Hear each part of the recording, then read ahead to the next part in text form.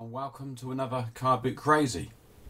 Although, not so crazy this time. This time, no sort of old, obsolete stuff. Although part of it is. As you can see, this is my home theatre PC setup, media setup in general, for me and the kids, and so on.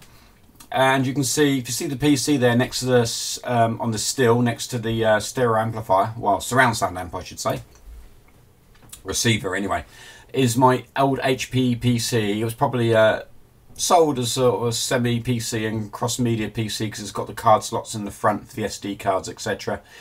About 5, 6, 7 years old. Got 2 gig of RAM.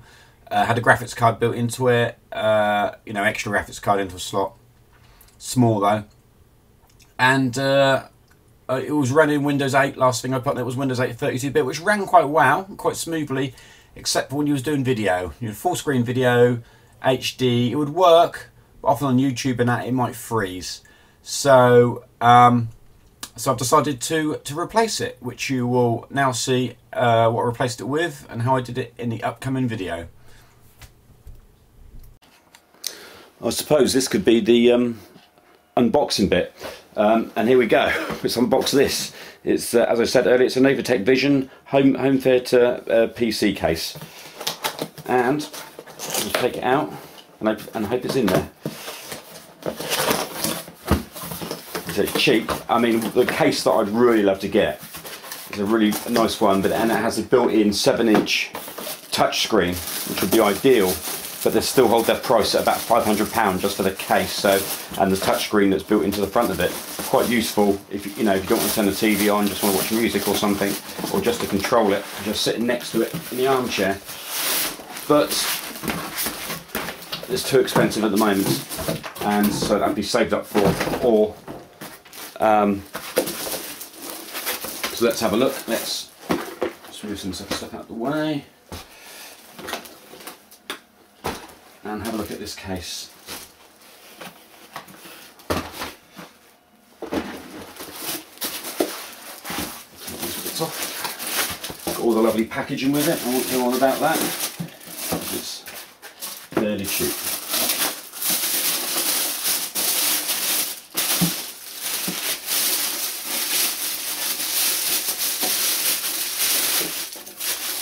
I think it comes all right. There you go. Let's move this around slightly. It's got the, well, there's a power button. I presume that's the, I don't know what that is, reset I believe. It's got like a home screen button, music and so on, so I don't quite know how all these will work. An infrared, I presume it's infrared, remote control thing. But what it hasn't got is a 3.5-inch drive-based slot, which would be good to fit in for the SD cards to go in, so you can quickly show your pictures off and so on. However, it'll have to go through a USB converter, SD USB converter is the only way of doing this. So it's a bit of a sacrifice, but it's, you know, relatively cheap. Nice aluminium finish, and at the front it's metal too. It's not plastic. Oh, that's quite good. And what do you get with it in here? Is this? This is the sort of power connector and some sorry, not showing it, am I? The power connector and some cable ties and some, it's like riser bits. Oh, I've got to do all that as well. It's not in there already. We'll have a look anyway. And we have got, we must have, well, it's the instructions for remote control for your media center. I don't actually use the media center very much, but I'm sure we can press it into use somehow. And I hope it works. I hope it still means it works with my keyboard. And what else we got? We've got this remote control and a nice looking remote control, which will easily get lost down the back of the sofa at some stage. However, as I say, it's mainly going to be used on this this remote keyboard, which I've been using on the old one, and I think it's very, very good. As long as you keep the batteries up, it works from, you know, the other side of the room, and you know, it's just much easier. Although, if you're sitting in, you know, you have to be sitting fairly close to even this 46-inch TV on full HD, because you just can't read the writing on the web pages unless you make the text bigger, of course. But anyway, so let's look at the the actual thing itself. So here we go, and we've got 1, 2, 3, 4 screws to undo. Slide off, and that's where the the bit the motherboard will go. Pop that in there, and the power supply is fairly small, but he said to me it should run this motherboard fine. Oh, because the other thing is, I'm hoping it's fairly quiet, because that one is fairly quiet. I mean, I think I'm mainly hearing the NAS box. Let's just shut this one down and see if there is a difference, and if you can hear it on there. And when it finally goes down, so many devices in there, something always rumbling. Oh yeah, it's a little bit, yeah, it's much quieter now. But we never. Now, with this case, there's the 4 screws at the back, but there's 6 screws. 1, 2, 3, 4, 5, 6. I've got to undo as well. Right, here we go. Slide the cover off. Right, what have we got? So, hard drive, DVD drive, and here's the thing for all the LEDs and connectors and whatnot. And what we got, usual stuff, reset switch, audio, AC97, USB, in fact that's USB, and some nice silica gel to keep it all nice and not moist. Got some riser bits in there, that's good. Right, and we can put the motherboard in, and I can put the hard drive in later by the looks of it. Shouldn't be too much of a pain. Sometimes you have to put all that in first because it, don't mind, that's a badly designed case. Right, okay, here's the unboxing of the motherboard. It's the Asus P8Z77M. Windows 8 ready and all that. HDMI, crossfire, all that. HDMI, well that's handy, save using the converter at the back. Now, serve myself in this case.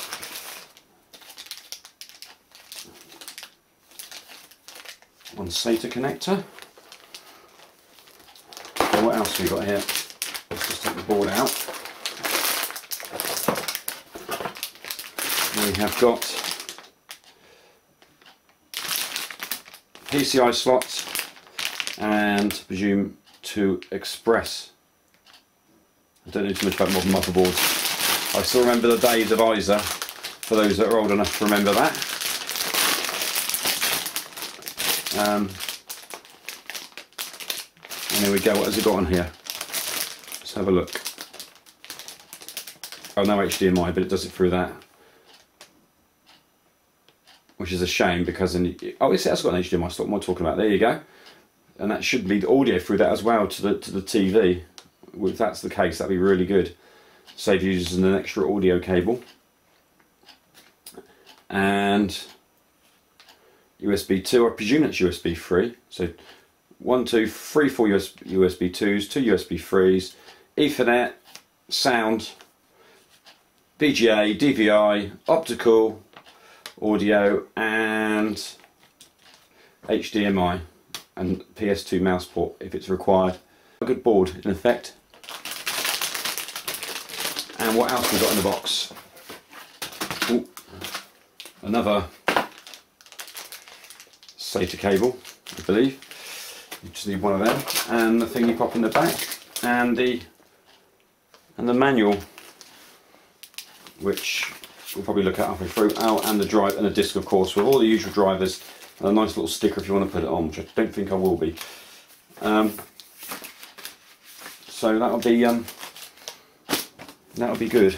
What's this? Is this the quick start guide? Yeah, the quick start guide. Just telling you where all the bits are for your switches and your on-off switch, your reset switch, and all of that, and where the memory goes and so on. Oh, it would actually take. I didn't realise that, but only had 2 memory slots in it, but it hasn't. It's got 4, so I could put 16 gig in this. That would be way overkill for what I need. 8 gig will be fine. But it might be on 2 channels, so I put one in one. But I'll have to read the manual and find that out. So Right, if we put the motherboard in, let's actually keep it on this anti-static bag here. And what we will do is I'm now going to unbox the desktop Intel Pentium processor G870, which goes in socket LGA1155, and it's a Intel Pentium, as I said, G870, 3.1 gigahertz, and it's got 3 megabytes of cache and uses 65 watts. There you go. So we'll unbox this now, if we can, easily. Take the sticker off. Factory sealed sticker. Comes with a fan and the instructions. But what we will do is take it out. Let's just take a look at this.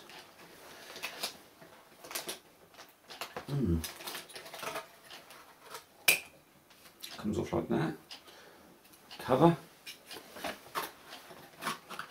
That's it. Lift that up. Where do I put the processor? There it is.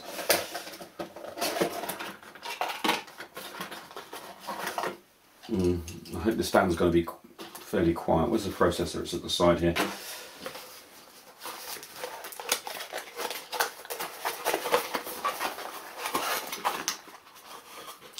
Now, yeah, the arrow's in that corner. The little, bring that a bit closer. A little arrow there, so you can't get it the wrong way around. So that wouldn't work. I don't know if it do damage to it or not. So just place that in there.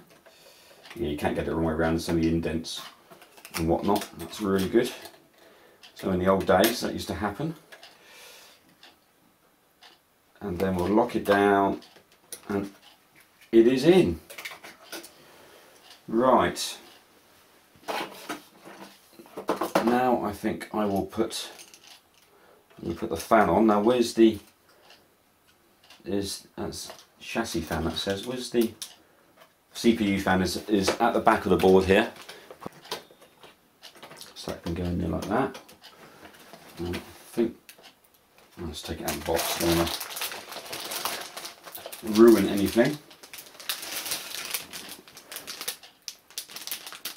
Notice I'm not doing it right, obviously.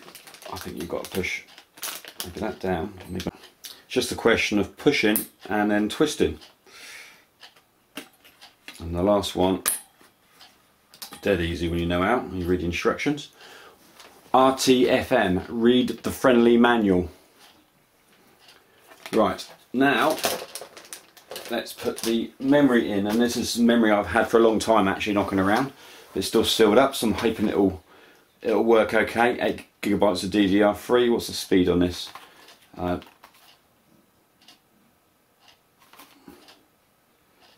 gigabytes. Oh, 1600. I think that's what the processor supports. It doesn't matter, it'll just run slower if it doesn't.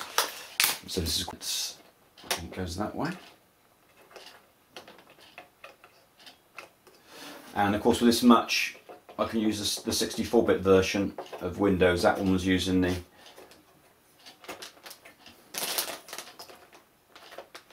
that in, isn't it? Oh, a bit differently these days. I don't know if I should have waited actually and put the board into the case first. That might have been a better idea. Right, let's get the next one out.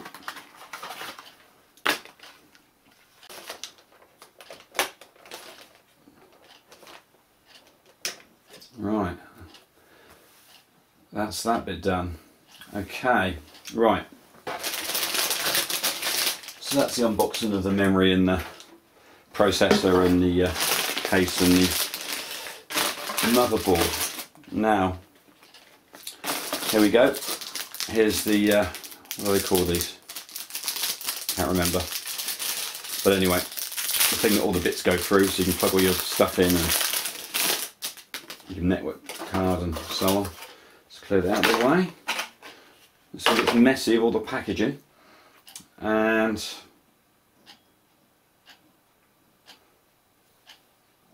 I'm going to have to check this. Yeah, it goes that way. Because the stuff's written as though it's for a vertical tower unit. So here we go. And it should just pop in nicely, hopefully. Very sharp, obviously. I don't want to bend in them bits, otherwise it makes it harder work. Push the motherboard against it. But yeah, it's popping in there nicely. I always think these things are a bit too flimsy, but then it's a cheap board, so I don't expect anything else really.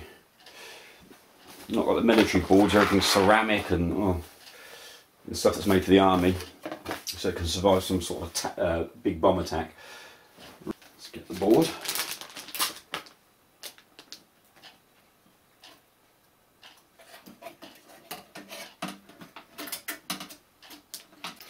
Right, I've got the board in. I haven't screwed it up yet because before that, for now, let's get all the reset switches and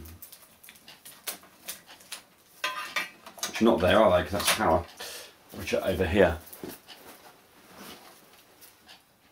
That's USB. USB 2. Okay, well it's all wired up now and screwed in inside. That's the motherboard. I haven't put the drives in yet. I might have to take that out to get the drives in fact, and it's almost a certainty. Yeah, so far so good.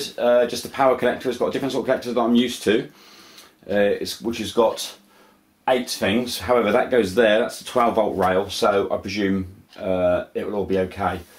However, I won't plug it in yet. I'll put the other bits in, and then I'll give it a whirl up, I think. Now it's a definite undo the screw there, and I presume there's one on the other side there to get at the drive caddy.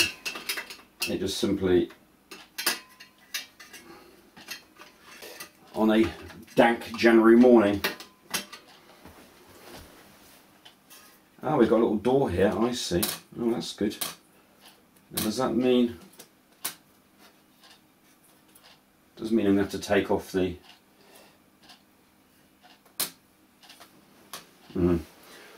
I thought this was a bit different. I've not been used to 6 gigabyte SATAs. It's got some sort of double lead and it says on there 6 gigabytes a second. So we will unplug that one from our 6 gigabyte port, plug it into one of their, I believe 3 gigabyte ports, 5 rather.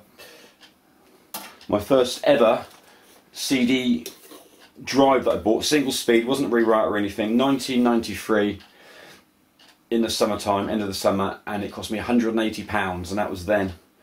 And at the time it was cutting edge, and it was like the cheapest you could get one. I went all the way up to London in Selfridges, which is London's about 40 miles from here, just to buy that. It was great because hard drives then were of the 60 megabytes, and this thing could hold 640 megabytes of data. Obviously you could read from it. Right, we screw everything up, and let's plug in for a test. Let's plug, not that one, yes that one I'm talking about, into there. This has taken quite a long time to build because it's small and it's harder.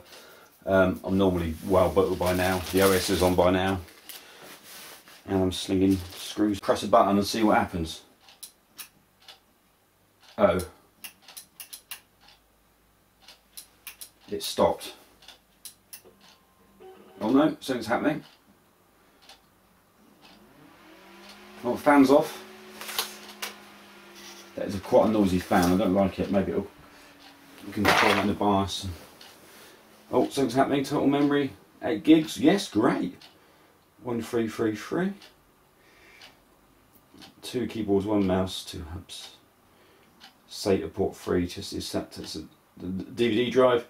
So please enter SAP to configure your system. Chassis intrude. Please check your system. Fatal error. System halted. Eh? What's the fatal error then? There should be no fatal error. Actually, that fan's gone very quiet now. I quite like it. Maybe that's what's gone quiet because of the fatal error. 2 keyboards, 1 mouse. So what's this? Oh, I see. It's to do with this. This is classed as a keyboard at the front, and the mouse as well. Maybe that's the remote control. Right. Okay. I'm gonna have to reset this. Let's try the reset switch. Red. Let's see if we can get straight into the BIOS. It'll be either F2 or delete normally. No, I don't. I want Control delete. At least that works. Delete to enter the setup. Really? Oh, this is all posh. It's not 2141, that's a sure fact. Speed 3100, wow. Okay. Let's navigate ourselves around. I could put it on top of the amp maybe, depends on the size. Although there's a lot of heat coming up from the amps and it might not be a good idea. Not long term anyway. Okay, well I've hard drive's attached now, everything's back in. Before I put the case all together, I'm keen to see if it opens the drive door here when I turn it on. And also interested to see if it boots up off this hard drive, which is just from the old PC and it's only 32 bits. It's going to be formatted anyway, so no harm done. So let's and a 64-bit OS installed. Let's give it a go.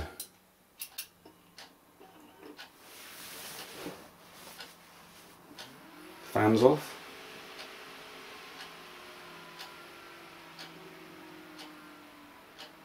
Oh, it's trying to boot Windows. You have to find all the drivers. If it does actually work. Getting devices ready. At least know it's going to boot up. And there you go. That didn't take long at all, did it? Because I haven't got the mouse attached as such. So let's give it a go.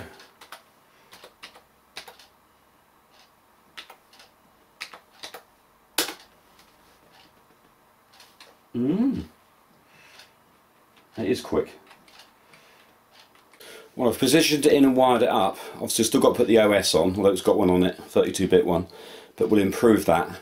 But what I didn't test a minute ago was of course the DVD drive opening. Yes, there you go. That works. So I'm well pleased about that. Anyway, I'll put it on YouTube, 1080p, a trailer for Iron Man or whatever it is. This April. There you go. And it's not buffering. Well, it doesn't buffer out, that'd be the internet. So, yeah, pretty good. You couldn't tell that wasn't an HD broadcast. Right, just want to press a few of these buttons on here and see what they do. And then we've got the remote control as well, actually. Let's see what these buttons do. We know that's reset and that's off. What does this one do? This one says home. Let's try that. Nothing's happening. Maybe we want to take up full screen. It will. Let's try that. Maybe that do. And that's the music. It says that's tone. Doesn't make any difference at all. Anyway, all well and good. Thank you for watching.